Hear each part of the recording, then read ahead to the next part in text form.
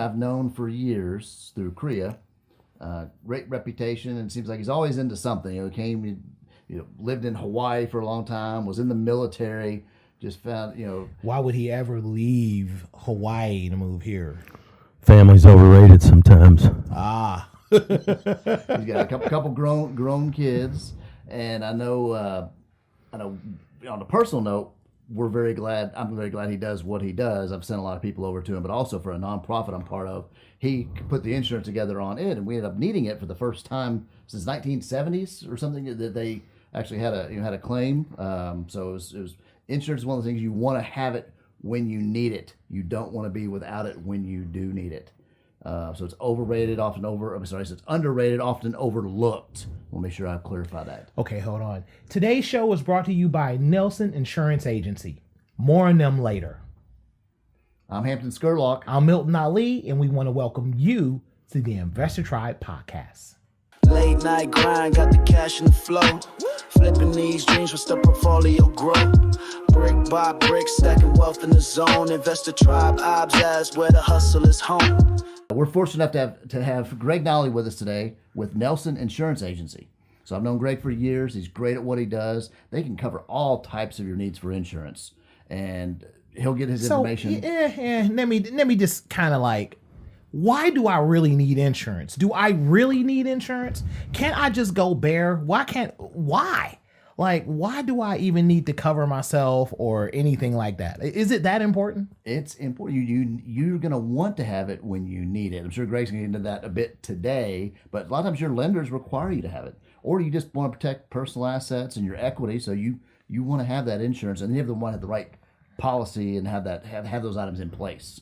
So it's good that we got Greg in the building today. It is, and insurance can be captivating. It can be important. So don't fall asleep. Don't get rid of those preconceived notions you have about insurance, because we're going to delve into the exciting world. Because this is far from a boring podcast. Oh, very. You know what I'm saying? Dude, we like to have fun. We like to jazz things up. Yeah. So I like to have fun. Look at the shirt. My wife won't let me wear this shirt anywhere.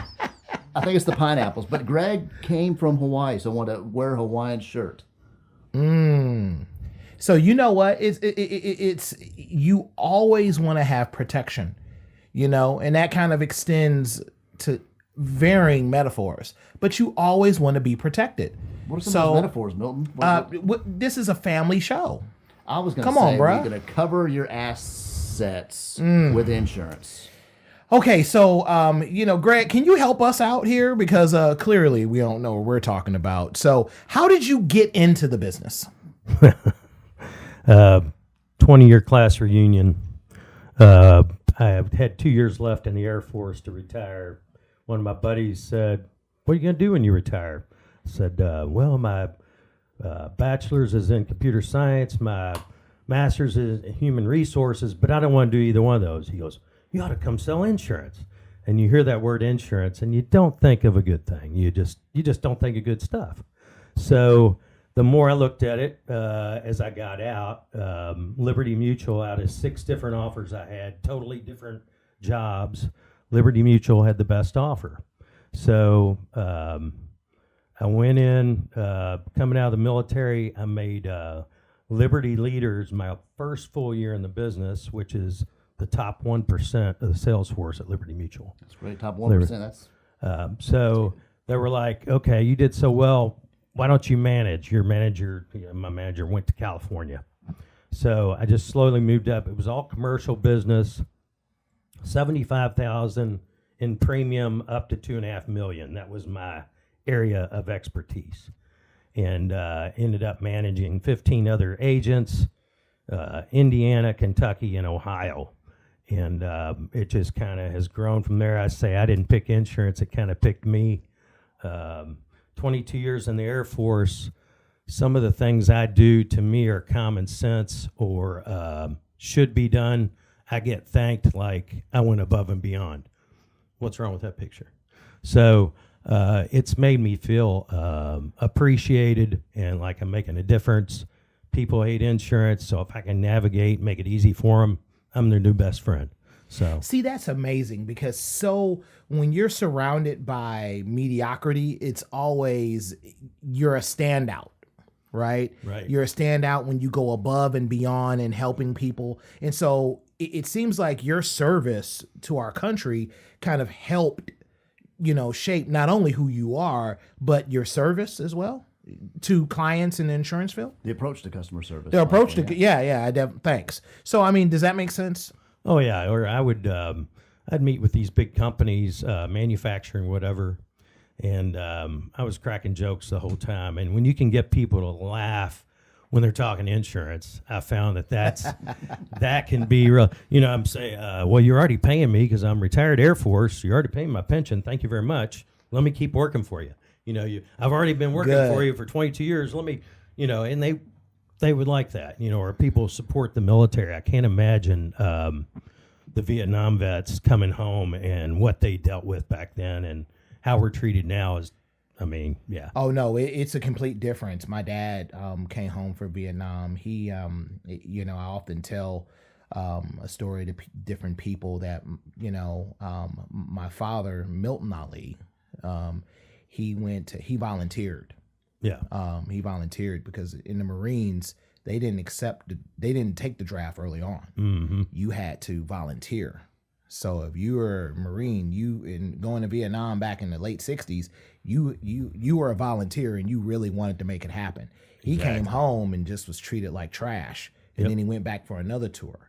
And so it's just, but comparatively to the way that veterans are treated today and the way that they're integrated in society and how the reverence and the respect given for those sacrifices made is phenomenal. And so how did you were,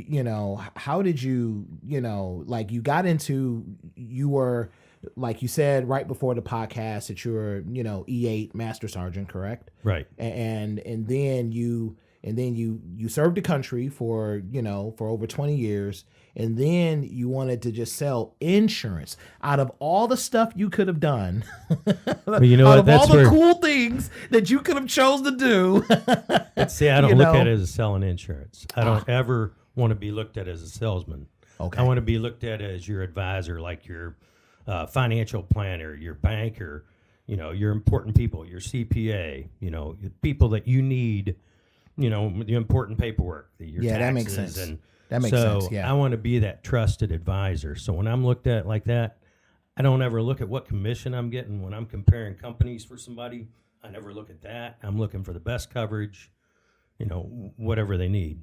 When I got on as a board member for CREA, there was no active policy in place. And I'm like, we're putting our personal assets out there to volunteer. We're not getting paid, but yet we can be sued and that person can come after us personally for being on the board. So getting that policy in place came in handy, 2 years after having it, and saved CREA probably a lot of, let's just say, A small fortune. Yeah. Probably, yes. And a lot of headache, right? Oh my gosh. The sad part about it is, we had that policy in force, but the very sad part is it could have been resolved at a lower level without going that far. But that's how things happen. Probably 90% of claims I see on the general liability for companies, they're not at fault, but they need to use that to protect them so they're not out of pocket. And that's why they have that policy. They're 90% of the time, they're not at fault. So that's why you have it. That makes sense. You want to protect your assets, protect your property. I know we were talking about one of the first realtors I worked with, 20 plus years ago. We sold a house. We didn't own it any longer, so we canceled the insurance and got a call the day after we sold the house saying, "Oh, do you still have your insurance because a tree fell on the house this morning?" And the person who had bought the house didn't have their insurance in place at closing. Oh boy.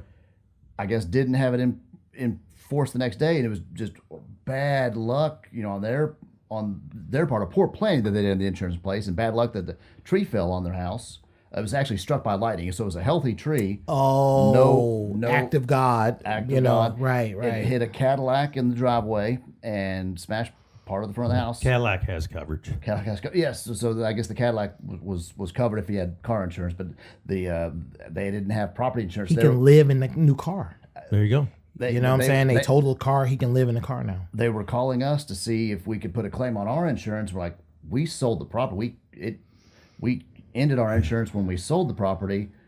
And I don't think legally you're allowed to insure something you don't own. Or you you can't insure a property you don't own. Or, But so we had it canceled, and their agent was mad at our real estate agent, but our real estate agent couldn't do anything. So if you have. You hear people talk about going naked or not having coverage on properties. It can be very important, and you don't know you need it, or you really want to have that coverage in place if you need it. Absolutely. Yeah, I had a Golden Corral franchise that I offered for many years, employment practices liability, and that's for anybody with employees. You can't control what those managers do. So say they sexually harass somebody, and they do it to a few people, and then all of a sudden you got 5 people coming and complaining. That could be 5 claims on that. And so they declined it every year. I'd offer it at renewal. And then he called me about halfway in the year. That coverage you've been trying to get me the last couple of years? We're going to need that now. It cost them about $90,000 out of pocket, which could have cost them like $2,500 for the policy and another $1,500 for the deductible. I'm just saying, you got to have the coverage in place when the action happens. So you know what that says is that insurance is very boring until you need it. Yeah, and that's usually when people read their policies. All of a sudden, Mm-hmm. insurance is very important. And so I think as investors, right, it's super important for you to be appropriately insured. And this is the Investor Tribe podcast. And so we work with a lot of investors that are first-time investors or even investors with portfolios. Mm-hmm. And so can you speak to the new investor, the person that just literally is buying their first flip or buying their first hold, or like what type of insurance will they need in order to adequately protect themselves? Well, a lot of people don't understand the difference between actual cash value and replacement cost. If you have a loan, the bank's going to dictate what they want. And if you give them an actual cash value and then they come back and say, no, we need replacement costs. So the first thing is, I always ask, is the bank requiring, what's their requirements? Because you don't want to get the policy and then, oh, no, we need this on it. Oh, when you tell me that in the first place, now we got to go amend the policy, endorse it already, more paperwork for everybody. So, so that's, we see that a lot. Are you sick of living paycheck to paycheck? So was I. That's one of the main reasons we started the Investor Tribe. We want to encourage you to join where you can learn, you can find deals, you can fund those deals. There's community and so much more. We want you to skip the guesswork, join the tribe. Go to imbtribe.com today. As far as like there's a difference between the cash value and you said that there's the replacement value. Right. And so a lot of lenders, so back to your story, Hampton, a lot of lenders are thinking, well, you know what? You got to have that before we close on the loan. Correct. Like you better have that before you like close on the loan. flood. So whether it's flood and all that, and so whether you're in a floodplain or if you're in a fault line for earthquake insurance and all the things. But what were you were speaking to the recommendations that you had for first time investors that's just trying to buy a flip or a hold? Yeah. So the actual cash value, you're going to get what it's actually worth, whereas replacement cost, you're going to get what it's going to cost to replace it. And there's a certain amount you got to have on there that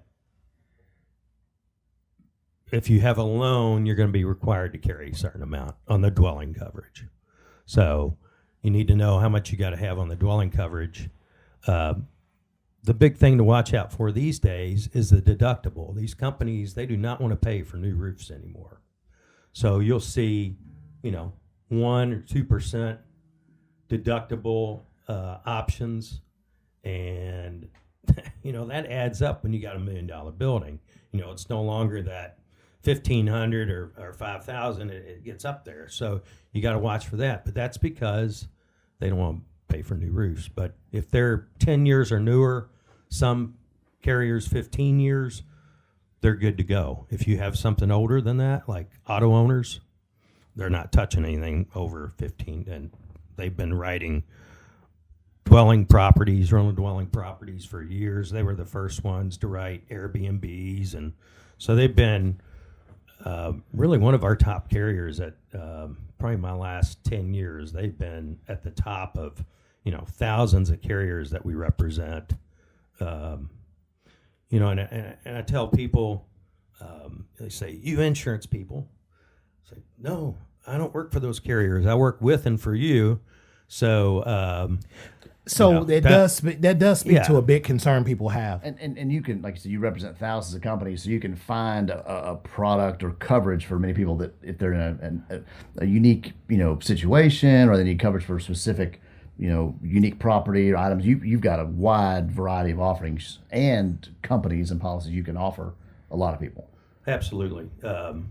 I've been doing things like slingshot rental places in Florida, boat rental places, wave runners. I mean, real high-risk stuff on the bays and that. And there's not a lot of carriers that do that, but I've been doing some of that for about 15 years and was just down in Florida.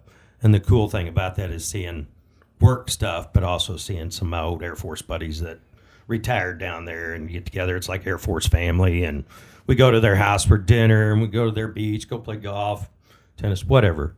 And it's you got to mix fun. You work hard, play hard, and you got to know when to do those. That's awesome. That's awesome. Are you ready to flip your first house or finally flip one the right way?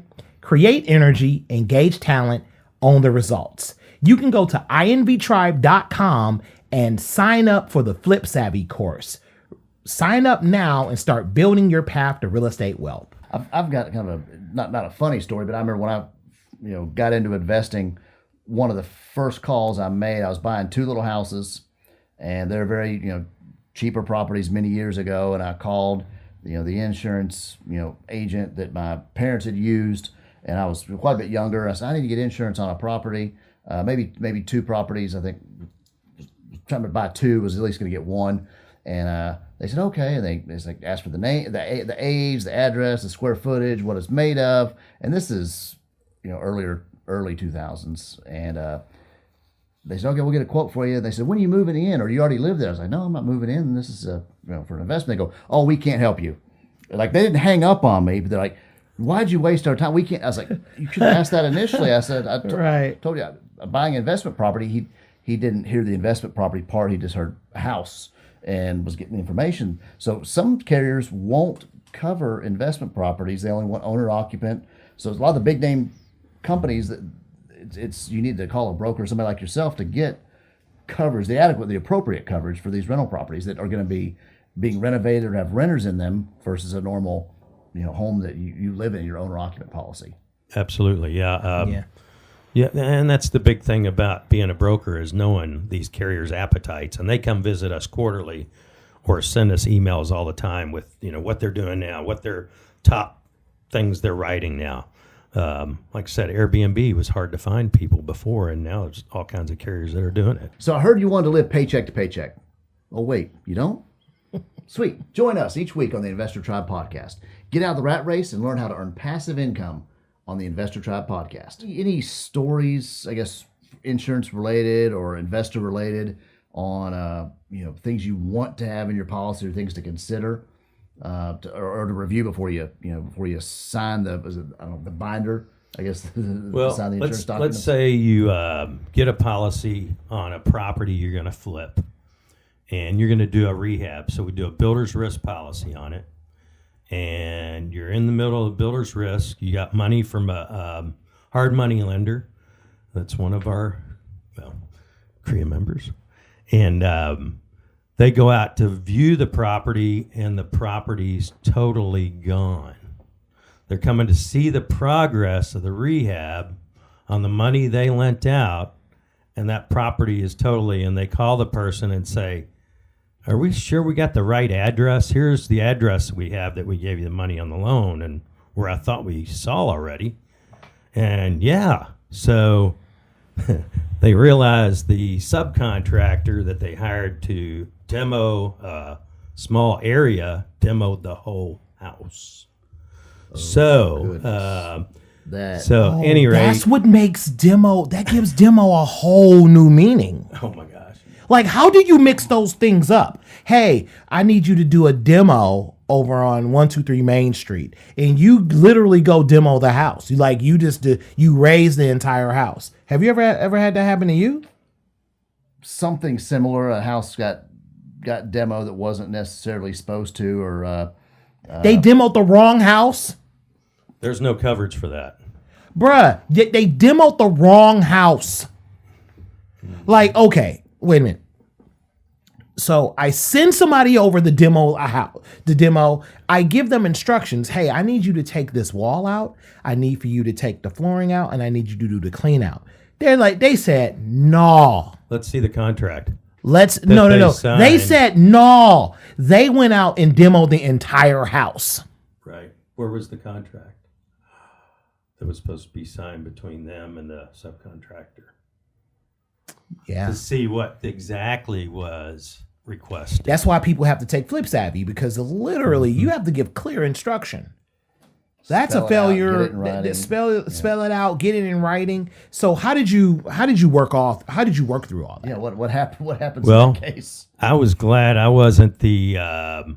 It was another person that went to that hard money lender that I don't deal with. It was the hard money lender that was getting with me, so I didn't have the coverage in place. They were asking me, they sent me a copy of the person's policy. Is there coverage on it? I said, there's no coverage for something like this. It's got to be a covered cause of loss. That somebody demolishing. Now, the subcontractor that demolished it, they have coverage. Go get it from them. So I think what ended up happening, though, was the insureds had to pay out of pocket. And they were two attorneys that had. So hopefully they had money and wasn't all going to pay their school loans back. So. Mercy. And so I would hate to be the contractor. Exactly. I would hate to be the contractor in that case. And so I think you're able to not only do the auto. Do you work in life at all or anything like that? We do it all. You do it all. I focus Okay. more on commercial. Commercial So and just like a portfolio of single family homes. Right. A builder's risk on right. homes. We do in the commercial lines. But, So do you mind if we get in the weeds a little bit about? Sure. So And you just say Airbnbs and businesses. yeah, as he well, does that so- too. And so so pretty much anything. 'Cause So- I've got people. the weeds a little bit, not too far deep. If I'm getting a house, I'm buying a house, and I buy a house from Hampton, and I've actually done this. Now, what I haven't done is do the work myself. However, I got a couple of guys that I hired for a 6-pack and a Netflix password share. Okay. So I was able to get them in, and look, man, I had to find somebody deal's that a was deal. a deal is a deal. $20 is $20. Right. I said, look, man, this 6-pack here is cold. I'm there every Friday with a 6-pack. And I've done that. Like, I've literally had houses where I don't even drink myself. I don't drink, but I've literally brought 6-packs to the spot, and they're like, hey, and they were cheap, right? So The people or the beers? both. I bought them. I bought them cheap beer, and they were cheap. And so what my question to you is more so along the lines of that hiring inexpensive talent, it's almost the equivalent of doing the work yourself, so to speak. They're not necessarily insured. I've since sold the house, so don't be coming for me. Yeah. But just to even think that that it's like working on a house yourself, and so you So get you're into acting as like the builders. general contractor. I am, and I've done that I do several that a lot times. for a lot of our CREA members. Okay, I'm yes. doing a few right now. Yeah, Just to protect their assets. correct. Yeah, Because when something happens, that person that feels wrong comes after everybody. So that's what happens with the insurance, and that's why you want to be covered. Okay, who's involved in this? They'll come after everybody to try to get anything, and most of the time they're wrong, in the way they're thinking or whatever. yeah.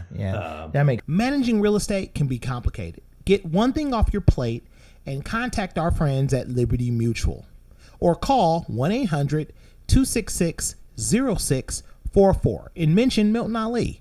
You can also use my code KY-444689 for your free quote today. So your contractors, the 6-pack, you sold the house. Did one or two of those guys, if I was a betting man, I'd say at least one of them had a beer belly, and at least one had 2 first names, like a Billy Bob or John Why are you something. stereotyping? I'm just guessing. Yeah. We're in Kentucky, and am I right? You're not from around So here, are you? what if you're right? I mean, that's not the point. The point was that I was able to get some inexpensive labor, and the payment was the payment, man. But what if they got drunk and burned the house down, or drunk and started demoing? Okay. Is this where you're going? Okay, so this kind of happened. So basically, you know, You called it. It kind of happened. So basically, I need you to write a policy for me. I need you to help me get me out of trouble. That's the reason why we're having this conversation. You gotta have it in place before. You gotta have it in before. So I'm trying. But this is for a friend. How about that? How about This is for a you're friend. talking about this. This is what we get a lot. Umbrella policy. I need one of those so it can go over everything. It does, yeah. It has to go over the underlying policy that's in place. It doesn't just go over everything. So it would go over your auto liability, your property liability, your boat liability, your motorcycle liability.